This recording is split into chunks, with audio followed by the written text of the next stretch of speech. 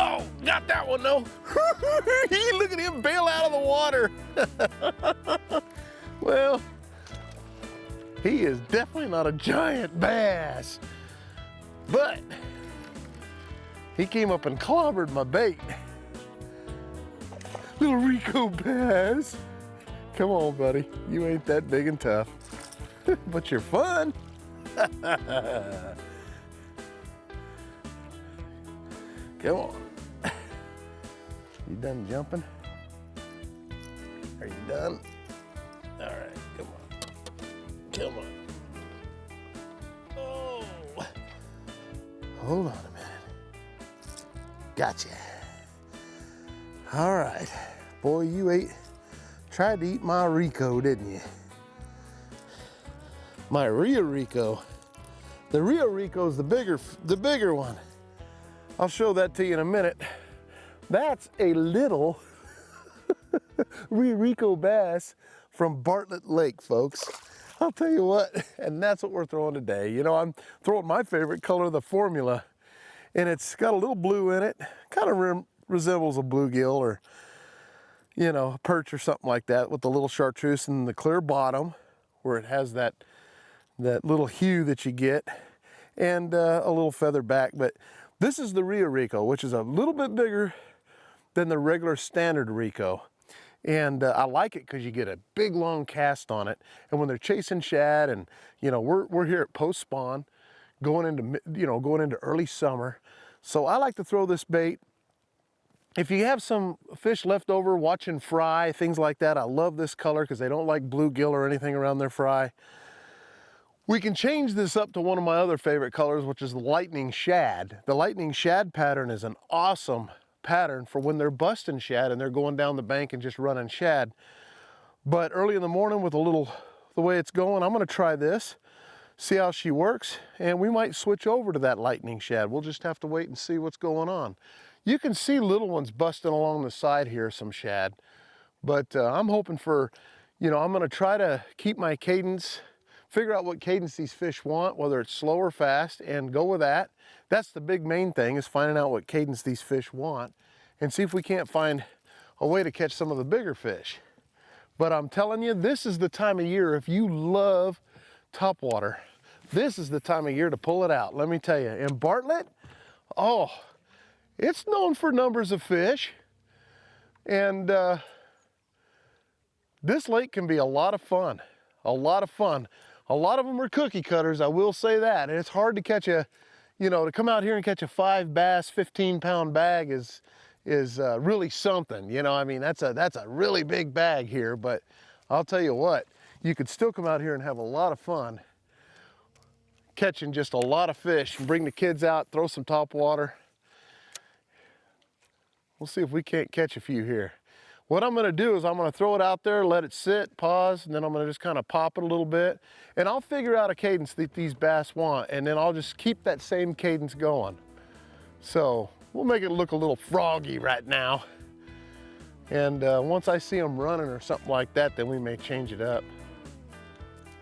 Shad right there, see that?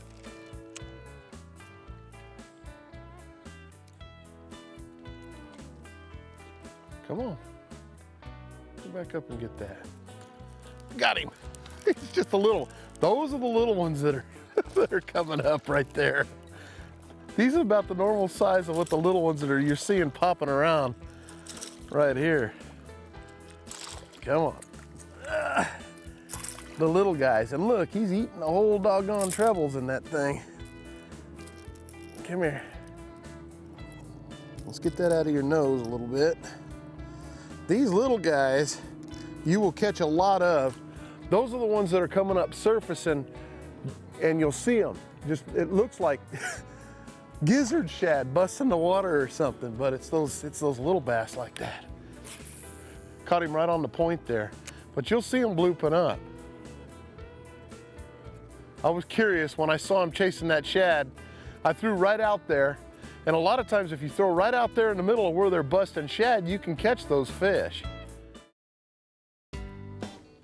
What I'm looking for right now is I'm looking to see, I'll keep my eyes peeled this time of morning. I had one hit right there. He just came up and blooped it. They're really not hammering it hard. That one just kind of come up and was gonna slurp it. See, look at that. That's when they just come right up and slurp it. You give it a couple of pops, a lot of little ones. But you could sure have a lot of fun. The kids would have a lot of fun with these fish here. And they're eating it. They'll take that whole thing and eat it like that. He took that whole thing in. You gotta use some pliers. Get him out of there so you don't hurt him. There we go, just a little guy. Those are the guys coming up slurping it in. But what I was trying to explain is we're gonna try to go down here and see if we see anything busting alongside. A lot of times you can get those bigger ones. They'll get in a big old mess of those shad and they'll just start busting them up against the walls or something. And that's when you wanna get right in there with these baits. Throw it out there, give it a couple pops, let it sit there, and they come up and blast it.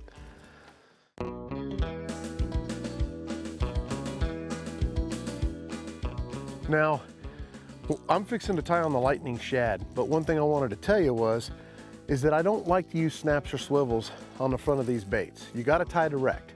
You can tie a direct line to it, a Palomar knot, if you're just gonna pop it. If you wanna learn to walk the bait a little bit, you can tie a little loop knot in it, you know, a Rapala loop knot or something. So there's a couple of different knots you can throw on this thing, depending on what you wanna do, but mainly don't use any snaps or swivels. It'll weight the bait down and the action won't be right on the bait. So always tie direct. Oh, there's one. Just a little one, another little one. Huh, not very big at all.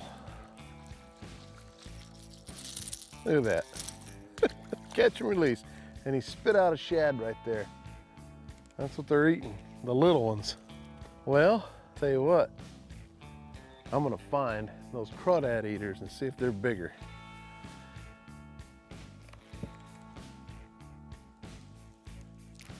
Got it. Just a little one, but you know what, folks? I'm dragging a jig across the bottom because I've been throwing the top water, and we're getting to where the morning is kicking into more afternoon now, and he's just a little guy. And we've got nothing but calm, slick water right now. Dead calm, dead calm. Worst conditions you could have. No breeze, no nothing. So what I thought I'd do is just come out to the points and see if I can drag a jig and maybe catch some bigger fish, get those crawdad eaters, see if I can get the bigger ones, because it seemed like the smaller ones were chasing all the shad. So I'm gonna kind of keep moving out into different depths of water to see if I can find them. But I'm gonna do it while I'm jigging here and find some of this chunk rock they might be hiding out in and see if we can catch a little bit bigger fish. You know, this fishing game is, you know, a lot of fun, and you can catch, like this morning, we could catch a lot of little fish, but we want to try to find some of these bigger fish. So, you know, throwing a jig on there, you're hoping that you might be able to get a little bit bigger bite. There, I'm getting bit again. And it's just another carbon copy. So those fish there are probably in about 10 foot of water. So what I'll do is I'll keep moving out until maybe I can catch a little bit bigger fish. These fish are just little guys.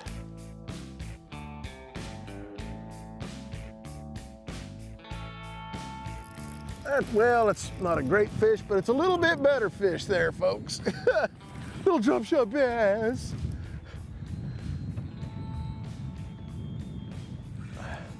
That's the biggest one of the day, believe it or not.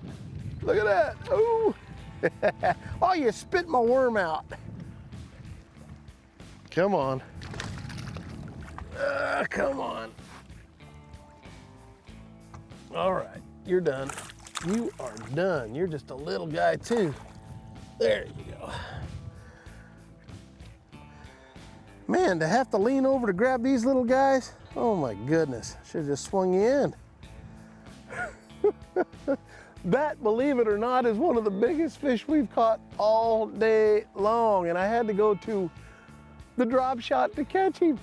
I've been throwing that jig and throwing that jig. We've been catching little fish, And I'm like, I backed off into 15, 20 foot of water, decided to go to the drop shot.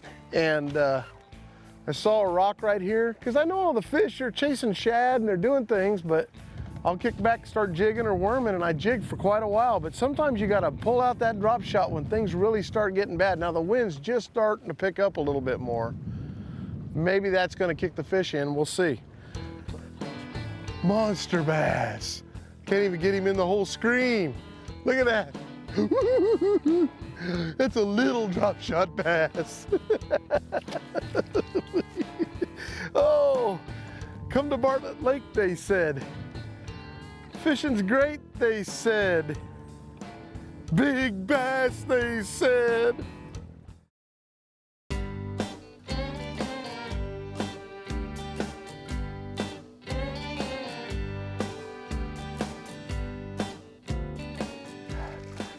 Is this year's spawn, do you know? Oh, there's one. There's one. Oh, he's a little bit bigger, jig fish. Oh man, come on. Oh yeah, he's a lot bigger jig fish. Yeah, there we go. Now we're getting a little bit size. Going through those rocks, feeling for them. Tied on a jig. Not a big fish, but still a little bit bigger than what we've been catching. Gotta feel the rocks. If you're patient and drag it on the bottom, the ticket is to keep it on the bottom and drag it over the rocks. Make it look like a crawdad. Don't hop it up like this, but basically get it to where it comes right over those rocks.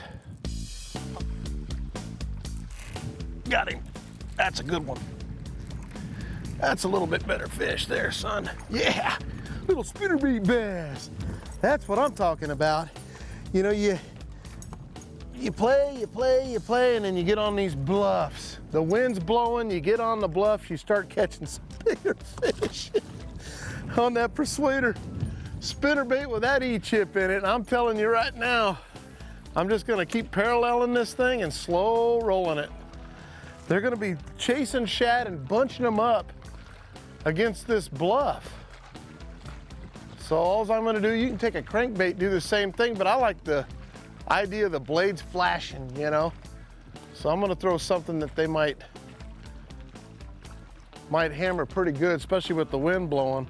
You can go back down through here with a drop shot or a jig or something like that, but right now with that wind blowing, we might be able to get a few bites off this.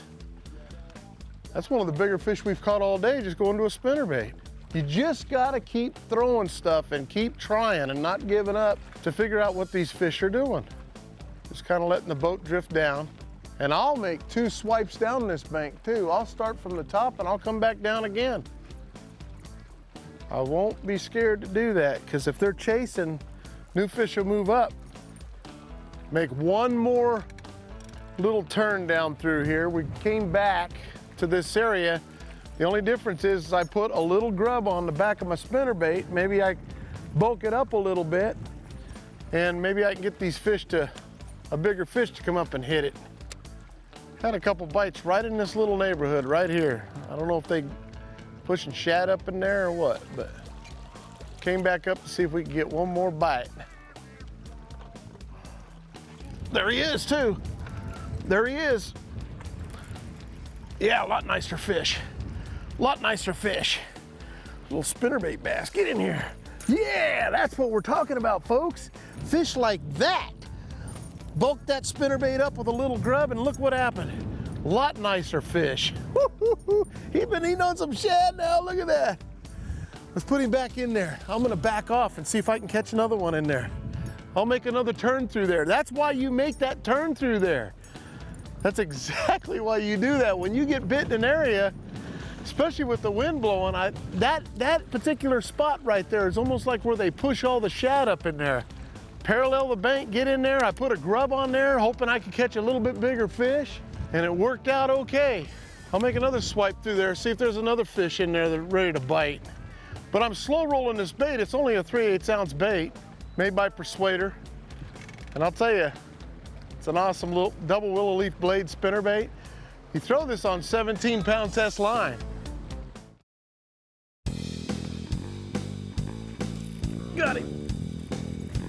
another fish right there on that spinnerbait, letting it drop. Whoop. He got me all tangled up. Come here. Come here. All right, you're done. You, catch and release.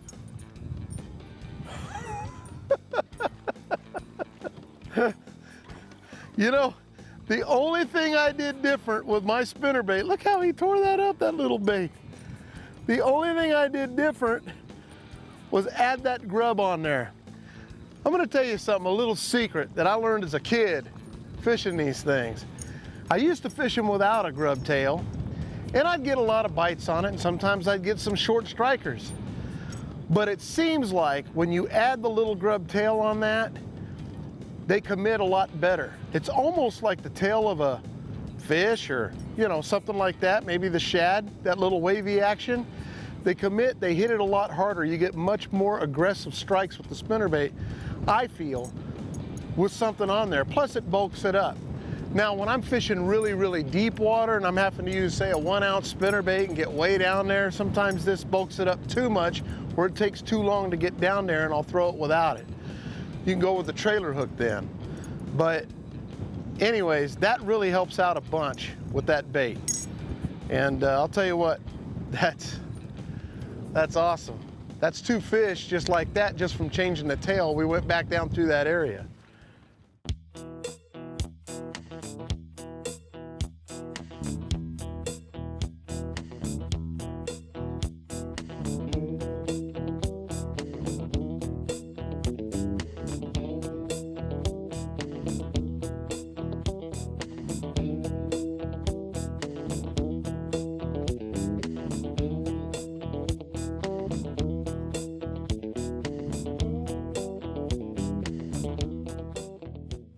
Well, I'll tell you what, we had to do a lot of junk fishing today to catch some fish.